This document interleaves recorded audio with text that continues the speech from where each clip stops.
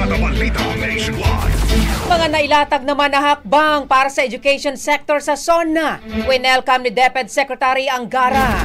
Brigada Sheila Matibag, ibrigada mo. Brigada Live Report.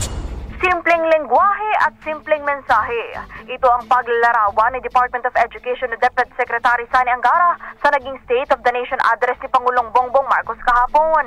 Ayon kay Angara, kasabay ng pagiging simple ng SONA, tutok naman ito sa pangailangan ng karaniwang Pilipino. Idiniin niyang nakatutuwa ang ibinigay na atensyon ng Pangulo sa mga isyu sa edukasyon. Paniguradoan niya na marami ding maiaangat sa kahirapan ng magiging bagong scholarship program ng pamahalaan sa kolehiyo. Matatandang ilan sa mga nabanggit sa SONA ay ang pagtitiyak sa suporta sa mga guro. Ayon sa Presidente, asahan na ng mga teachers ang pag-alalay ng pamahalaan sa gitna ng mga sakripisyo ng mga ito para sa mga estudyante sa pamagitan ng mga high-tech na mga materials.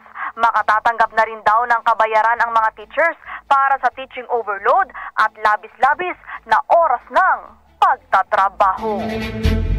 In the heart of changing lives, ako si Brigada Sheila Matibag ng 105.1 Brigada News FM Manila. The Music and News Authority. Brigada Balita Nationwide. Ang bahaging ito ay hatid sa atin ng Drive Max Coffee. Ligayang tuloy-tuloy.